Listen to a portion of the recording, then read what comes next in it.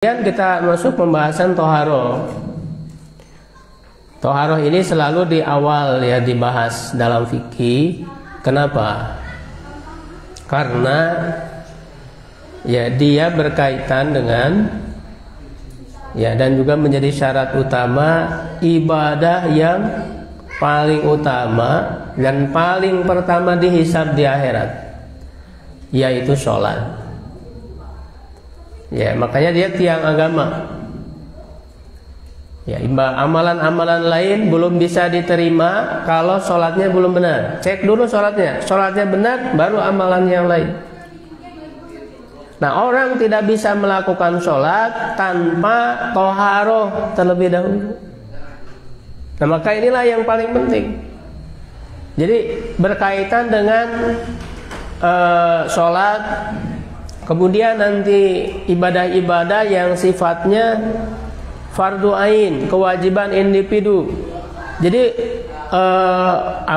urutannya seperti itu. Belajar fikih itu runut. Makanya kita rutin ya mempelajari secara runut dari dasar dulu, supaya pemahaman kita itu utuh gitu. Karena kalau kajian umum ya tidak rutin itu kadang tematik tapi tidak runut gitu. Nah, kalau kita ingin memahami Islam secara lebih utuh, kita harus runut. Jadi mulai dari yang fardu ain, kewajiban masing-masing kita dulu, baru nanti fardu kifayah, masalah muamalah. Ya kan? Jangan sampai dia udah sibuk bicara masalah politik, masalah kepemimpinan, tapi masalah kewajiban individunya tentang sholat dia belum ngerti. Nah, ini berarti salah tahapan. Padahal itu fardu ain yang masing-masing individu harus tahu dulu, ya kan? Nah, inilah kita mempelajari fikih itu seperti itu. Ya, nah, toharoh itu kan artinya bersuci ya. Toharoh itu bersuci. Ini menjadi syarat utama ya, sebagaimana dalam hadis Rasulullah SAW bersabda, ya la yakbarullahu sholatan bi ghairi tuhur.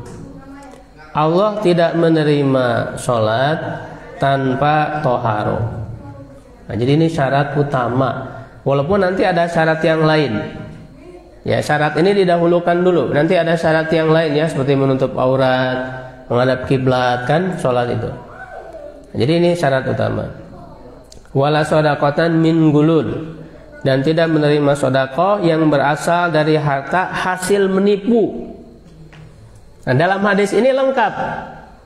Satu, menyoroti tentang ibadah mahdoh yang kewajiban individu tadi. Yang kedua, masalah muamalah. Ya, jadi ilmu fikih ini lengkap. Islam ini lengkap. Tidak bisa orang hanya ritual ibadahnya bagus, tapi masalah muamalah rusak. Ya, dan itu sama-sama yang harus diperhatikan. Tidak boleh kita menyepelekan. Ya, karena kalau orang ibadah ritualnya bagus, tapi masalah muamalah, masalah akadnya ya banyak pelanggaran-pelanggaran, ya itu juga sama adalah dosa besar. Ya, dosanya sama. Maka tidak boleh membeda-bedakan antara satu hukum dengan hukum yang lain. Ya, jadi harus lengkap karena Islam ini kafah. Ya, udhulu fi silmi kafah. Tidak bisa sebagian-sebagian. Karena sifat orang-orang Yahudi itu hanya beriman kepada sebagian. Atu'minuna bi ba'dil kitab wa takfuruna bi ba'd. Apakah kalian beriman kepada sebagian kitab dan mengkufuri yang lain? Ya, begitu. Jadi harus lengkap di dalam memahami. Makanya ilmu fikih ini lengkap pembahasannya. Nah, toharoh itu artinya ya bersih dari kotoran ya secara bahasa. Nah, secara istilah ini lebih lengkap lagi. Menghilangkan najis dan hadas atau yang semakna dengan keduanya ya, dan dengan bentuk yang sama dengan keduanya.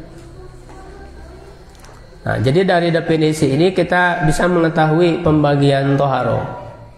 Jadi toharoh di sini kan maksudnya toharoh secara fisik ya, karena ada toharoh secara batin, secara hati. Kalau itu wilayahnya bukan wilayah pembahasan ilmu fikih, itu wilayahnya pembahasan ilmu akhlak atau ilmu suluk. Itu berbicara tentang membersihkan hati.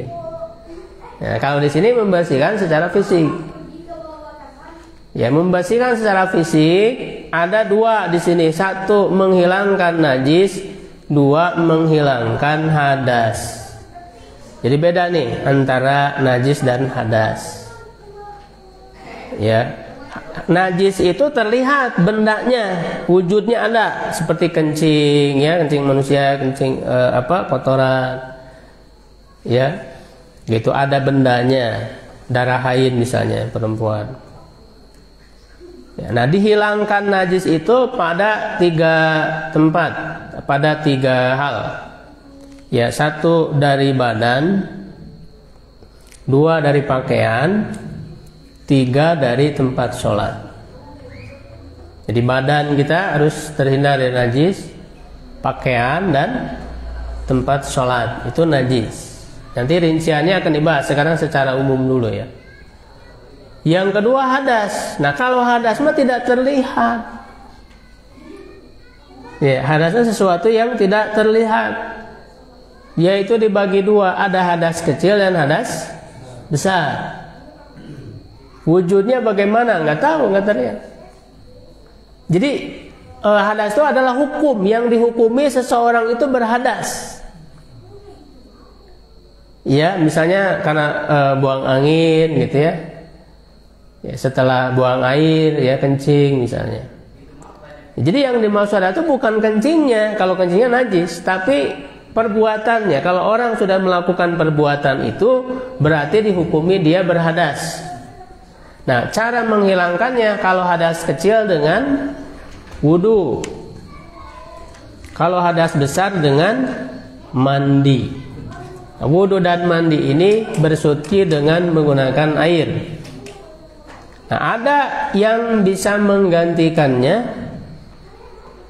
ya, yaitu tayamum dengan menggunakan debu, gitu ya. Jadi pembahasan toharo itu ya di situ, menghilangkan najis, wudu, mandi dan tayamum, itu aja 4 itu pembahasan toharo itu.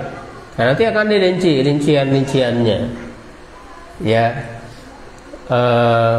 Misalnya apa saja yang termasuk najis, bagaimana cara menghilangkan najis, bagaimana tata cara wudu, apa yang membatalkan wudu, ya, lalu mandi, apa saja yang menyebabkan orang wajib mandi. Nah, itu perlu diketahui, dan ini semuanya ya kita bahas berdasarkan dalil-dalil dari Al-Quran dan Sunnah yang sudah disimpulkan oleh para ulama.